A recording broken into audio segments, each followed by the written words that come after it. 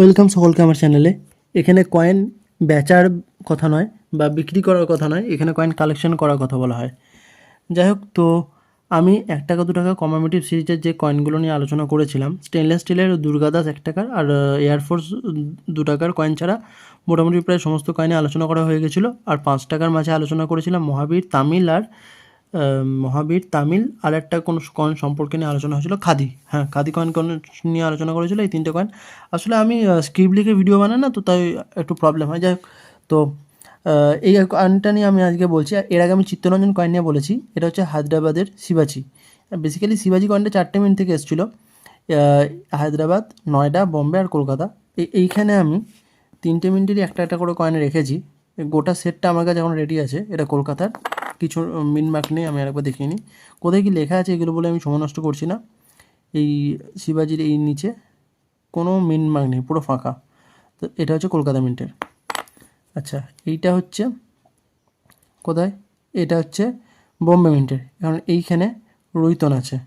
এটা হচ্ছে বম্বে মিন্টের। আর এইটা সরি, একটু ভুল বললাম, এইটা বম্বে মিন্টের, এখানে রুইতন আছে। আর এইটা নয়ডা মিন্টের, এখানে ডট আছে, এই যেখানে ডট আছে। এই কয়েনটা যদি দেখি, এইটা আমি অ্যাকচুয়ালি কয়েন এইভাবে রাখতে হয় হোল্ডার করে, যাতে কয়েন ভালো থাকে। এখানে ডটটা কিন্তু ক্লিয়ার বোঝা যাচ্ছে। এই কয়েনটার কন্ডিশনটা অনেকটা বেটার আছে। এবার প্রাইসটা কীভাবে হয় সেটা আমি পরে বলছি। তার আগে আমি বলি, শিবাজির এই মিন্টের কয়েনটা সবথেকে বেশি রেয়ার, সেটা হচ্ছে হায়দ্রাবাদ মিন্ট। এটা হায়দ্রাবাদ মিন্টের শিবাজি, এটা একটা আছে। এটা হচ্ছে হায়দ্রাবাদ মিন্টের শিবাজি। স্টার আছে, স্টার হচ্ছে হায়দ্রাবাদ মিন্ট। তো বেসিক্যালি শিবাজি মিন্টের এই 4টে কয়েন নিয়ে, এটা না, এই 4টে কয়েনই ভালো কন্ডিশানে আছে। যদি কয়েনের কন্ডিশানগুলো একবার দেখালাম, আই থিঙ্ক বোঝা গেছে। প্রত্যেকটা কয়েনের কন্ডিশানই ভালো আছে। তো এই 4টে কয়েনের মধ্যে কিন্তু সবথেকে বেশি দাম কিন্তু এই হায়দ্রাবাদ মিন্ট। হায়দ্রাবাদের মিন্টের কয়েনের দাম শুরু হয় 500 থেকে। যেমন ধরে এই কয়েনটা এত নোংরা কন্ডিশানে আছে, তাও এটার দাম কিন্তু মিনিমাম 500 টাকা হয়েই যাবে। কেন না, এটা হায়দ্রাবাদ হওয়ার জন্য, এটা ফাইন কন্ডিশনে আছে। এবার এটা যদি বিউ কন্ডিশনে হতো 2500, 3000, যার যেমন খুশি সেরকম দাম হতো। এখানে একটা জিনিস তোমাদের মনে রাখতে হবে, কোনো একটা কয়েন বইয়ে রেয়ার লেখা আছে মানে সেটা সব কন্ডিশনে রেয়ার তা নয়।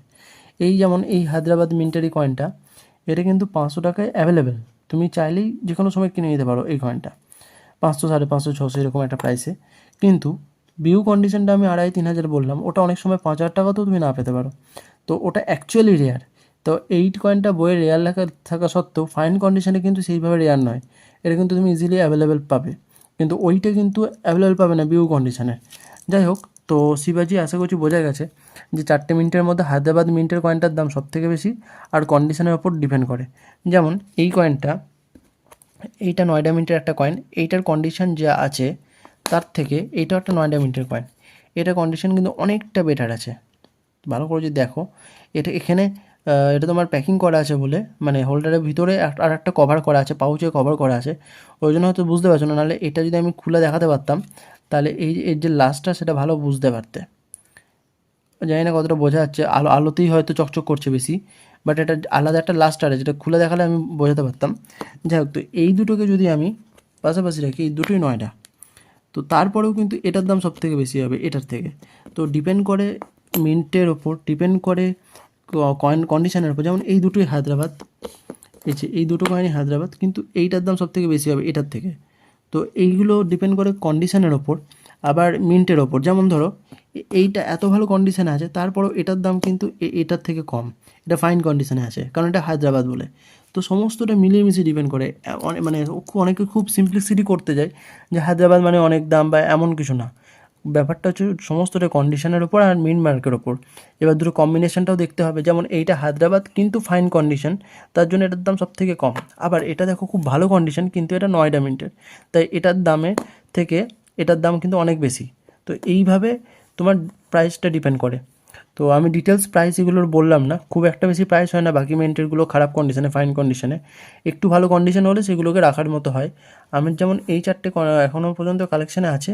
আমি টার্গেট করেছি ইন ফিউচার এই 4টে একটা সেট বানিয়ে, এটা যদি পরে সেল করে দেওয়া যায়, যদি কেউ ইন্টারেস্টেড থাকে তাহলে সে নিতে পারে। জাস্ট আমি কিন্তু কোনো সেলারকে এটা সেল করতে চাই না, যে কালেক্টর হবে আমি তাকে এটা প্রোভাইড করতে চাই। এবার যে কালেক্টর সে একটু কমিউনিকেশন করবে বা একটু কন্ট্যাক্ট করবে। যাই হোক, আমি এখানে প্রাইস ম্যাইস কিছুই বলছি না, সেভাবে ডিটেলস। আর শিবাজি কয়েন সত্যি কথা বলতে গেলে কালেকশন করা খুবই ভালো। যে কোনো মিন্টেরই প্রত্যেকটা কালেক্টরের কালেকশানে একটা করে শিবাজি মিন্টের, মানে শিবাজির একটা করে, যে কোনো মিন্টের একটা করে কয়েন থাকা অবশ্যই দরকার বলে আমি মনে করি। আমার মিন্টেও আছে, আমার কাছেও আছে, আমার কাছে আরও আছে, আমি সেগুলো বার করিনি। কিছু খুব ফাইন কন্ডিশনে অন্যান্য মিন্টের আছে, কলকাতা, নয়ডা, এগুলো আছে ফাইন কন্ডিশনে, যেগুলো তো আমি র্যান্ডমলি পেয়েছি, হাত চলতি পেয়েছি বা কেউ দিয়েছে, গিফট করেছে। তো যেগুলো আমি এখানে রাখিনি, তো এখানে যেগুলো ভালো ছিল সেগুলো মোটামুটি রাখলাম। তো আশা করছি শিবাজি সম্পর্কে বেসিক আইডিয়াটা দেওয়া হয়েছে, যে 4টে মিন্ট থেকে বেরিয়েছিল এবং হায়দ্রাবাদ মিন্টের কয়েনটার দাম সবথেকে বেশি এবং ওটাই কালেকশন করার জন্য বেস্ট। ওটা রেয়ার লিস্টেই আছে আপাতত, তো ওটা একটা ভালো ইনভেস্টমেন্ট হতেই পারে। তো বাকি মিন্টের কয়েনগুলোকেও কিন্তু যদি ভালো কন্ডিশনে হয় তাহলে হোল্ডারে করে এইভাবে রাখা যেতেই পারে। যাই হোক, আর বেশি বকছি না, দেখা হচ্ছে পরের ভিডিওতে। ততক্ষণের জন্য বাই। পরের ভিডিওতে 2 টাকার বা 1 টাকারই কোনো একটা কপার নিকেলের কয়েনের সম্পর্কে বলবো। চলো, বাই।